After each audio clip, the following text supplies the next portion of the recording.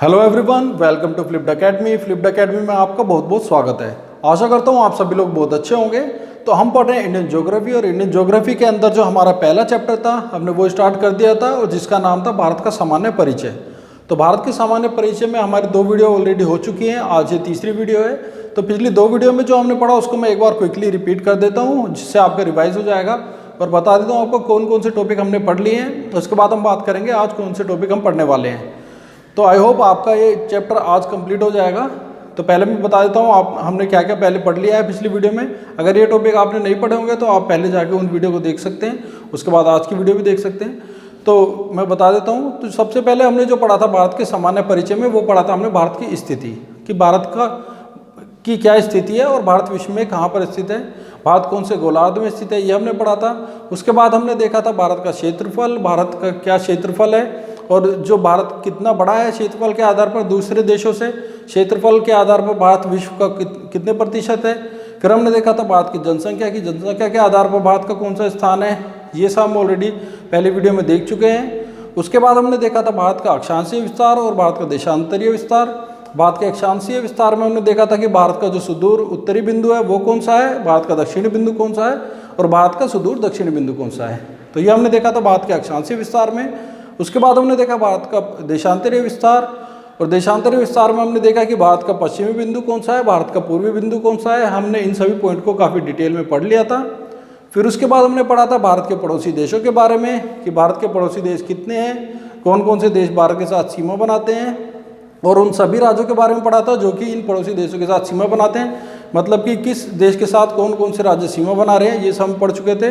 हमने पढ़ा था कि कौन सा देश भारत के साथ सबसे ज़्यादा सबसे लंबी सीमा बनाता है, और कौन सा देश भारत के साथ सबसे छोटी सीमा बनाता है। तो ये सब हम पहले वीडियो में देख चुके हैं, एंड आई होप आपको ये बहुत अच्छे से समझ आ भी गया होगा। अगर उसमें आपको कोई भी डाउट है तो आप कमेंट बॉक्स में अपना क्वेरी जो है, अपना क्वेश्चन डाल सकते हैं, आपको उसका तुरंत जवाब दे दिया जाएगा। तो अब बढ़ते हैं अपने आज की वीडियो की तरफ। तो आज की वीडियो में हम क्या क्या पढ़ेंगे। आज की वीडियो में हम सबसे पहले तो पढ़ेंगे भारत के जो तटवर्ती राज्य हैं उनके क्या क्या नाम है, और उनकी कितनी कितनी तट से सीमा मिलती है, समुद्र से सीमा मिलती है। उसके बाद हम देखेंगे भारत के जो तटवर्ती केंद्र शासित प्रदेश हैं उनके बारे में बात करेंगे, ये हम देखेंगे। फिर भारत के जो पड़ोसी देश हैं उनके साथ जो सीमा है उनको क्या क्या नाम दिया गया है, भारत के सुदूर बिंदु जो हैं उनके बारे में एक बार डिटेल से पढ़ेंगे। तो ये सब हम आज की वीडियो में पढ़ने वाले हैं, और आज की वीडियो के साथ ही ये चैप्टर भी हमारा कंप्लीट हो जाएगा। फिर नेक्स्ट वीडियो से हम अपना अगला चैप्टर स्टार्ट करेंगे। तो चलिए शुरू करते हैं आज की वीडियो को। तो सबसे पहले मैं हेडिंग लिख देता हूँ, भारत के तटवर्ती राज्य। तो भारत के अगर तटवर्ती राज्यों की संख्या की बात करें तो भारत के तटवर्ती राज्यों की संख्या है 9। अब 9 इनमें कौन कौन से आ जाएंगे, मैं एक बार मैप बना देता हूँ, मैप के जरिए आपको ज़्यादा अच्छे से समझ आएगा। तो मैं भारत के प्रायद्वीपीय भारत का मैप बनाता हूँ, दक्षिणी भारत का। मेरी ड्राइंग इतनी अच्छी नहीं है तो आप थोड़ा कॉम्प्रोमाइज़ करेंगे।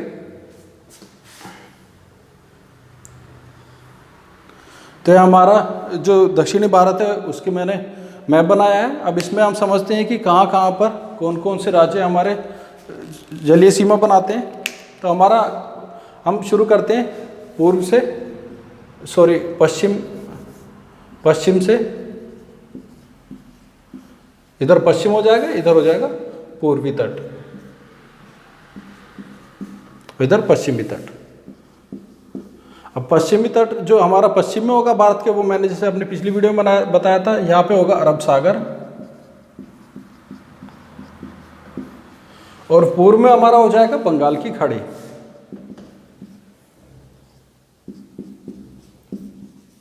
बंगाल की खाड़ी,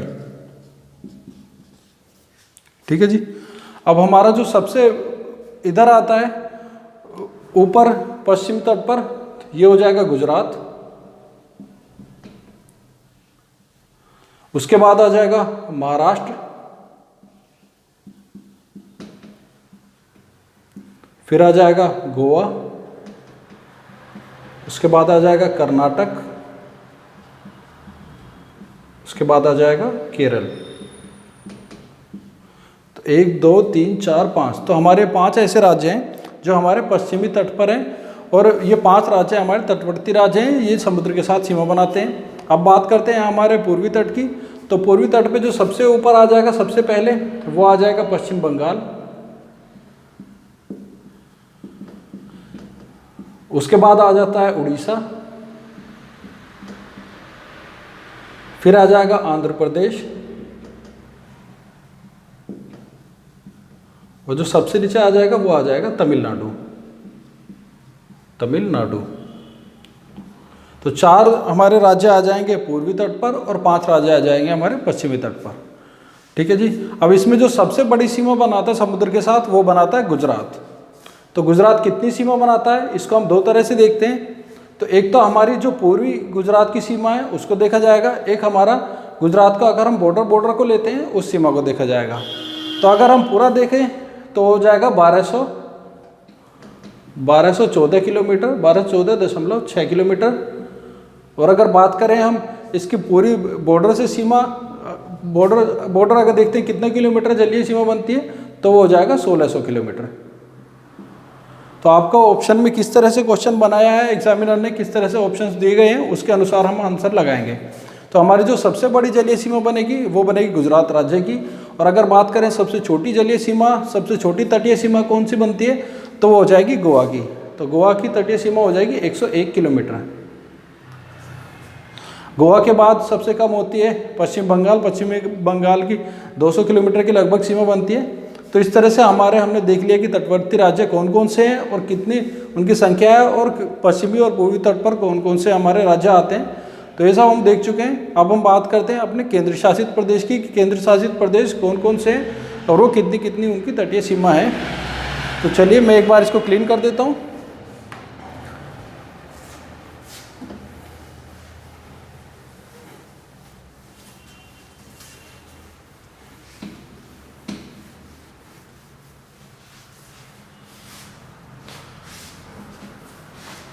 अब बात करते हैं भारत के तटवर्ती केंद्र शासित प्रदेश की।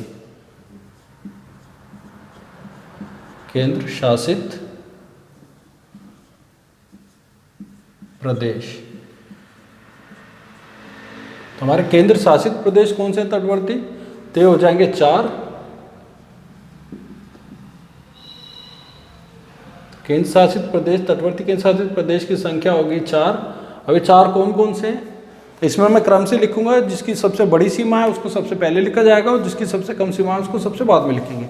तो सबसे पहले नंबर पे आ जाएगा अंडमान निकोबार।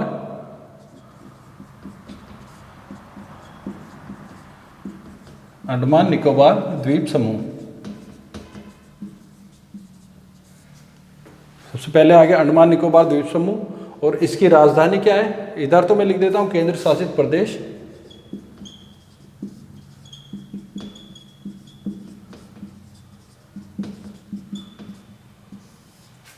और इधर लिख देता हूं राजधानी, जिससे कि ज़्यादा क्लियर टेबल से समझ आया आपको। अंडमान निकोबार द्वीप समूह की राजधानी हो जाएगी पोर्ट ब्लेयर। दूसरे नंबर पे आ जाएगा लक्षद्वीप,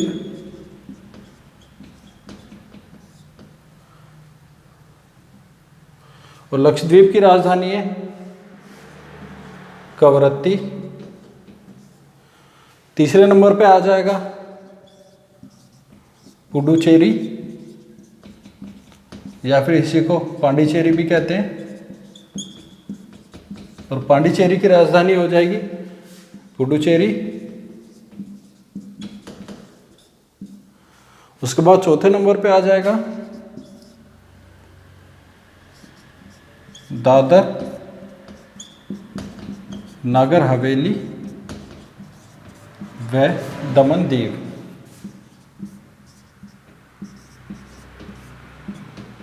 अब इसकी जो राजधानी होगी वो होगी सिलवासा। तो ये हमारे 4 केंद्र शासित प्रदेश हैं जो तटवर्ती सीमा बनाते हैं, और 4 इनकी राजधानी मैंने लिख दी है, ये आप देख लेंगे। अब इसमें एक चीज़ और देखनी है, जो दादर नागर हवेली और दमन द्वीप है, ये पहले अलग अलग केंद्र शासित प्रदेश थे, पर अब इन दोनों को मिलाकर एक साथ कर दिया गया है। तो ये कब करा है ये भी हम याद रखेंगे। इसका भी अगर क्वेश्चन आता है तो आपको पता होना चाहिए। 26 जनवरी 2020 को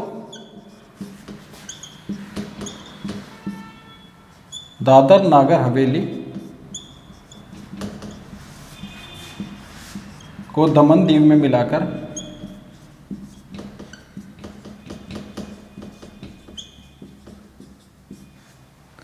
एक केंद्र शासित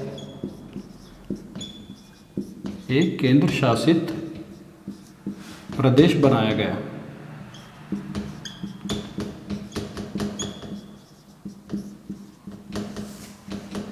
ठीक है जी।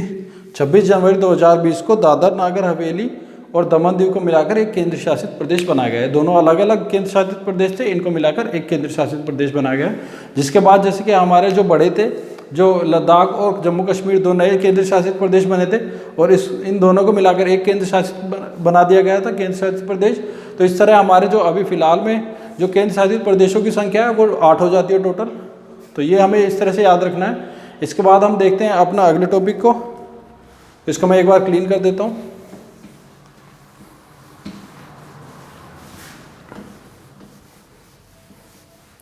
तो आपको जितना भी मैं लिखवा रहा हूँ साथ के साथ आप भी अपनी कॉपी में नोट करते जाएंगे ताकि आपको बाद में रिवीजन करने में आसानी हो जाए।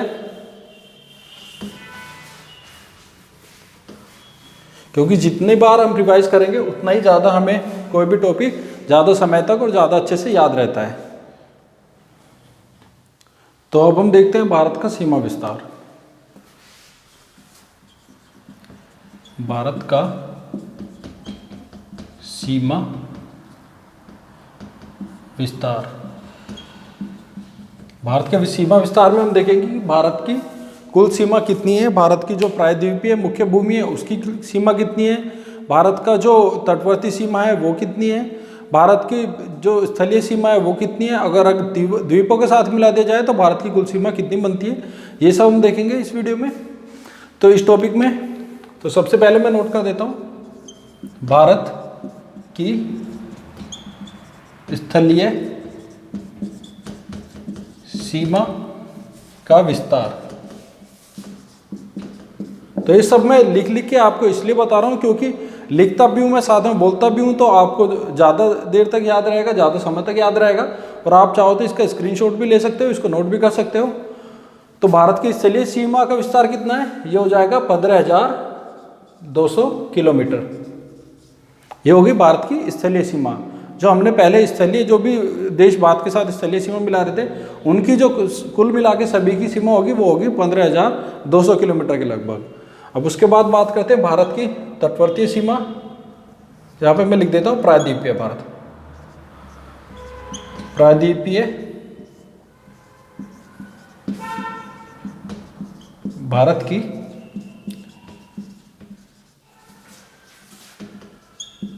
तटवर्ती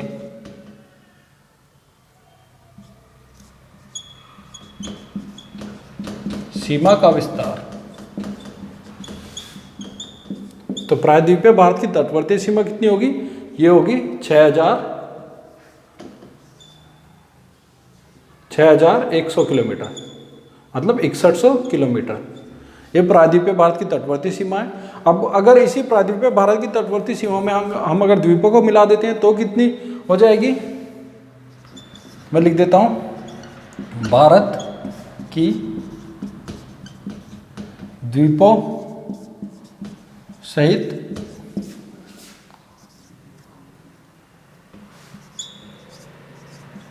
तटवर्ती सीमा का विस्तार। तो इसका विस्तार कितना है, तो यहाँ पे अभी भी हम तटवर्ती सीमा की बात कर रहे हैं। जो प्रायद्वीपीय भारत और द्वीपों को मिलाकर जो तटवर्ती सीमा बन रही है वो कितनी है, वो हमें नोट करनी है। तो वो हो जाएगी 7,516.6 किलोमीटर। 7,516.6 किलोमीटर भारत की द्वीपों सहित तटवर्ती सीमा हो जाएगी। अब हमारी जो स्थलीय सीमा है हमें वो पता चल गई। हमें पता चल गई हमारी जो प्रायद्वीपीय भारत की सीमा है वो कितनी है, उसमें हमने द्वीपों की सीमा जोड़ दी था हमारी प्रायद्वीपीय भारत की, और जो हमारी द्वीपों की सीमा सभी को मिला के तटवर्ती सीमा कुल हो जाएगी 7,516। अब अगर हम बात करते हैं पूरे संपूर्ण भारत की, मतलब स्थलीय सीमा, जलीय सीमा, मतलब स्थलीय सीमा, तटवर्ती सीमा और जो द्वीपों की सीमा, सभी को अगर हम मिला दें तो कितनी हो जाएगी, तो हम इनको ऐड कर देंगे। ये भारत की तटीय स्थलीय सीमा हो गई और ये भारत की द्वीपों सहित जलीय सीमा हो गई। अब अगर इन दोनों को जोड़ दें तो भारत की कुल सीमा आ जाएगी। तो भारत की स्थलीय व तटीय सीमा का द्वीपों सहित विस्तार, तो ये कितना हो जाएगा, ये हो जाएगा, हम इनको जोड़ते हैं 22,716.6 किलोमीटर। तो आई होप आप मैंने सही जोड़ा होगा, आप एक बार चेक कर लेंगे। तो ये हो गया भारत का सीमा विस्तार।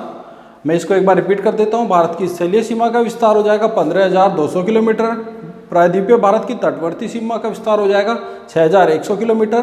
भारत के द्वीपों सहित तटवर्ती सीमा का विस्तार हो जाएगा 7,516.6 किलोमीटर। और भारत की संपूर्ण स्थलीय और तटीय सीमा को मिला देते हैं द्वीपों सहित, तो वो विस्तार हो जाएगा 22,716.6 किलोमीटर। आई होप आपको ये बिल्कुल क्लियर हो गया होगा। अब बढ़ते हैं अपने अगले टॉपिक की तरफ। तो हम अगले टॉपिक में पढ़ेंगे भारत के सुदूरस्थ बिंदु कहाँ पे हैं, जो हमने पहले अक्षांशीय विस्तार और जो देशांतरीय विस्तार में पढ़े थे, उनको मैं सभी को एक साथ लिख देता हूँ, जिससे कि आपका रिवीजन भी हो जाएगा और आपको एक साथ लिखे होंगे तो अच्छे से याद भी हो जाएगा। तो वो सीमा विस्तार में आ जाता है। तो हम पढ़ते हैं अब भारत के सुदूर बिंदु। भारत के सुदूर बिंदु में हम क्या क्या पढ़ने वाले हैं, तो भारत, ऊपर मैं हेडिंग इसको हटा देता हूँ। तो भारत के सुदूर बिंदु में हमारे आ जाएंगे सबसे पहले भारत का सुदूर दक्षिणी बिंदु। पहले मैंने अक्षांशीय विस्तार और जो देशांतरीय विस्तार बताया था, उस समय बिंदु जो बताए थे, तो उस समय मैंने उनको सिंपली जो थे वो बता दिए थे। अभी सबको एक साथ बताऊंगा और इनकी आपको ट्रिक भी बताऊंगा कि किस ट्रिक से आप इसको बहुत अच्छे से याद रख सकते हैं। तो आप बने रहिए वीडियो में। उसके बाद हम देखेंगे भारत का दक्षिणी बिंदु,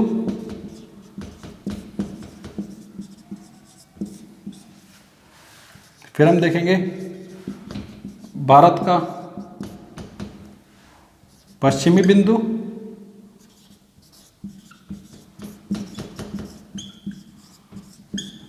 फिर हम देखेंगे भारत का पूर्वी बिंदु।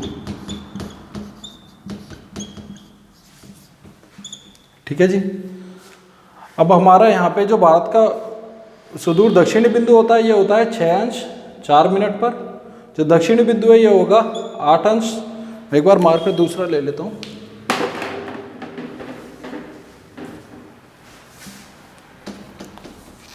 तो सुदूर दक्षिणी बिंदु ये होगा 6 अंश 4 मिनट पर।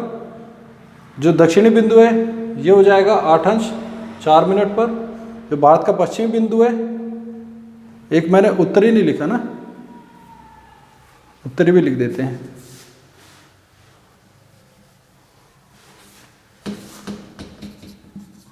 भारत का उत्तरी बिंदु, भारत का पश्चिमी बिंदु और भारत का पूर्वी बिंदु।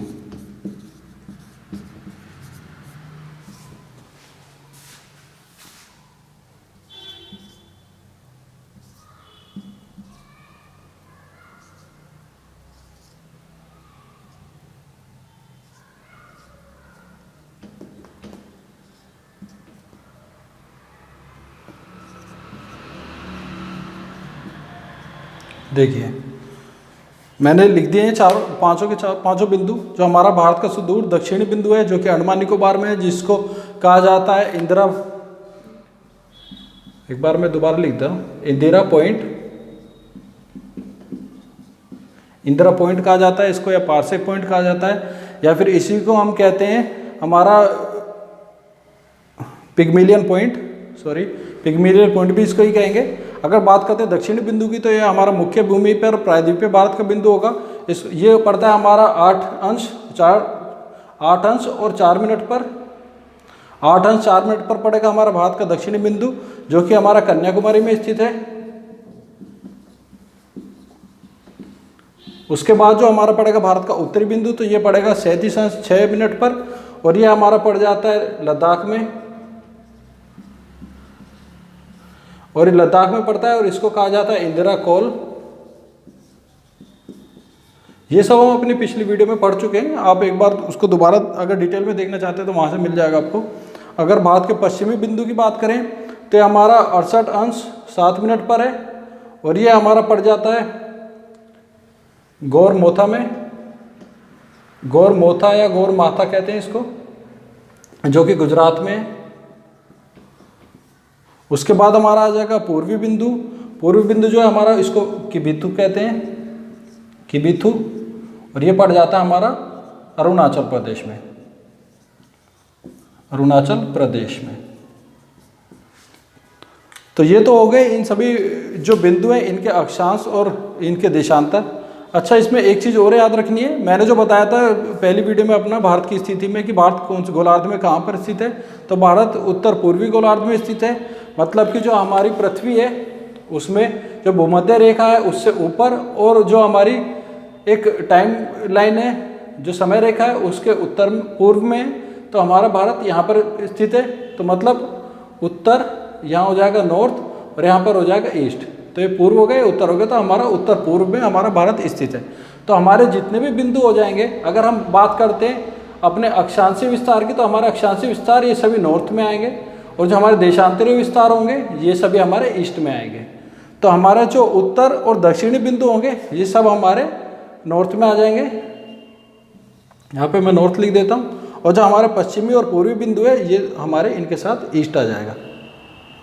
तो कई बार हमें क्वेश्चन में कंफ्यूज करने के लिए जो पॉइंट है ये तो सही दिए जाते हैं कि कितने डिग्री पर है, कितने अंश पर है, कितने मिनट पर है, पर क्या दिया जाता है कि उत्तर और जो पूर्व है उसकी जगह दक्षिण या फिर पश्चिम दे दिया जाता है, जिसकी वजह से कन्फ्यूजन हो जाता है। क्योंकि जो पश्चिमी बिंदु है, इस तरह से बच्चे कई बार कंफ्यूज हो जाते हैं कि पश्चिमी बिंदु है तो वो वेस्ट में होगा, पर ऐसा नहीं है। जो हमारा पश्चिमी बिंदु है और जो पूर्वी बिंदु है दोनों हमारे ईस्ट में होंगे, क्योंकि हमारा भारत के जो पूरी स्थिति है वो पूरा ईस्ट में पड़ता है, जो पूर्वी गोलार्ध में पड़ता है। इसी तरह हमारे जो उत्तरी दक्षिणी दोनों बिंदु हैं, दक्षिण है तो भी हमारा नॉर्थ में होगा, उत्तरी है तो भी नॉर्थ में होगा, क्योंकि हमारा पूरे भारत की स्थिति उत्तरी गोलार्ध में स्थित है। आई होप आप इसको समझ गए होंगे बहुत अच्छे से। अब इसको मैं बता देता हूँ कि किस ट्रिक से याद करना है, याद कैसे रखा जाएगा। तो इसको याद रखने के लिए हमें एक नंबर याद करना है।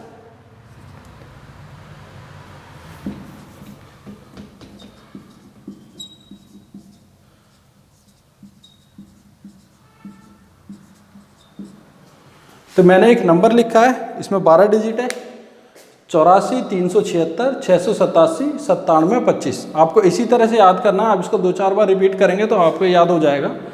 तो ये हमारा अगर देखा जाए तो ये हमारे जितने भी बिंदु हैं उन सभी बिंदुओं को बताएंगे। हमारे शुरू होता है इससे 8 डिग्री 8 अंश 4 मिनट, उसके बाद आ जाएगा 37 अंश 6 मिनट, फिर आ जाएगा 68 अंश 7 मिनट, फिर आ जाएगा 97 अंश और 25 मिनट, 97 अंश 25 मिनट। तो इसको ये जो होगा ये हमारा दक्षिण बिंदु होगा, दक्षिण बिंदु होगा। ये हो जाएगा हमारा उत्तरी बिंदु, ये हो जाएगा हमारा पश्चिमी बिंदु, और ये हो जाएगा हमारा पूर्वी बिंदु। तो इस तरह से हमारे दक्षिण उत्तर पश्चिम पूर्व, पहले दक्षिण है साउथ है, फिर उसके बाद उत्तर, फिर पश्चिम और फिर पूर्व। इस तरह से हमारे बिंदु दिए गए हैं। तो अगर इस नंबर को आप याद रखेंगे, जैसे कि आप देख सकते हैं हमारा पहला दक्षिणी बिंदु है वो 8 अंश 4 मिनट पर है, दक्षिणी बिंदु 8 अंश 4 मिनट नॉर्थ पर है। उसके बाद जो उत्तरी बिंदु है वो 37 अंश 6 मिनट है, तो यहाँ पे 37 अंश 6 मिनट आपका उत्तरी बिंदु हो जाएगा। फिर पश्चिमी बिंदु है हमारा ये 68 अंश 7 मिनट पर, तो पश्चिमी बिंदु 68 अंश 7 मिनट पर है। और इसी तरह पूर्वी बिंदु हमारा 97 अंश 25 मिनट पर है, तो 97 अंश 25 मिनट ईस्ट हमने यहाँ पर लिखा हुआ है। हम इनको यहाँ पे इस तरह से डिग्री और अंश लगा देंगे तो हमारा आंसर बिल्कुल सही हो जाएगा। आई होप आपको ये ट्रिक अच्छी लगी होगी। इस ट्रिक से आप याद रखेंगे तो आपको सारे बिंदु बहुत अच्छे से याद रहेंगे। आप इसको 2-4 बार रिपीट करेंगे, 84, 376, 687, 97, 25। तो इस तरह से हमारे जो सुदूर बिंदु हैं ये भी हमारे कंप्लीट होते हैं। अब हम बढ़ेंगे अपने अगले टॉपिक की तरफ। हमारे अगले टॉपिक में हम देखेंगे जो भारत के पड़ोसी देश हैं उनके साथ जो सीमा बनती है उन सीमाओं को क्या क्या नाम दिया गया है, ये हम देखेंगे।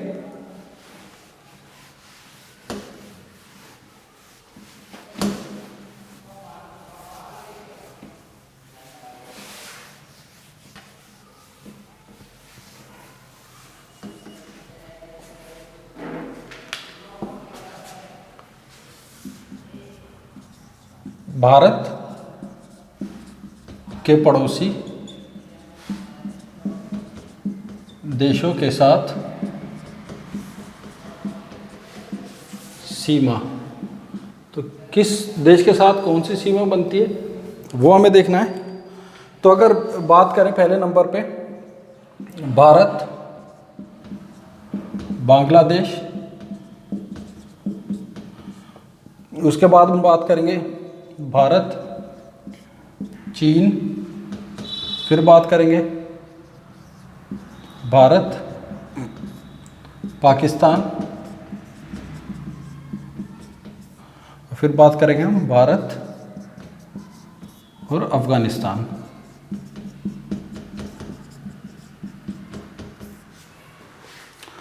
तो ये 4 इंपॉर्टेंट है, इन्हीं से ज़्यादातर क्वेश्चन पूछे जाते हैं। और भारत अफगानिस्तान हमारे लिए इस बार ज़्यादा इंपॉर्टेंट हो जाता है कि जो अफगानिस्तान में हाल ही में जो कुछ करंट में जो भी घटनाएं हुई थी उसको लेके, तो हमारा जो भारत बांग्लादेश के साथ सीमा बनेगी इसको कहते हैं रेड क्लिफ रेखा। और जो भारत चीन की है इसको कहते हैं मैकमोहन रेखा। उसके बाद भारत पाकिस्तान की आ जाएगी रेड क्लिफ रेखा। जो हमारे बांग्लादेश और पाकिस्तान दोनों के साथ ही जो हमारी बॉर्डर लाइन बनती है, जो सीमा रेखा बनती है, उसको रेड क्लिफ रेखा दोनों को ही कहा जाता है, क्योंकि बांग्लादेश भी पाकिस्तान का हिस्सा था जो कि बाद में अलग हो गया था। अब अगर भारत अफगानिस्तान की बात करें तो ये हो जाती है डूरंड रेखा। तो मैंने बताया आपको भारत अफगानिस्तान का, तो आपको याद रखना ही रखना है, डूरंड रेखा इसको कहते हैं, और जो कि सबसे छोटी स्थलीय सीमा बनती है किसी भी देश के पड़ोसी देश के साथ भारत की। तो आई होप ये आपको समझ आ गया होगा। तो हमारा इसी के साथ जो हमारा ये टॉपिक है पहला, जिसका नाम है पहले चैप्टर का भारत का सामान्य परिचय, वो हमारा कंप्लीट होता है। उसके बाद हम अगले वीडियो से अपने अगले चैप्टर को स्टार्ट करेंगे। तो आज की वीडियो में इतना ही। बहुत बहुत धन्यवाद।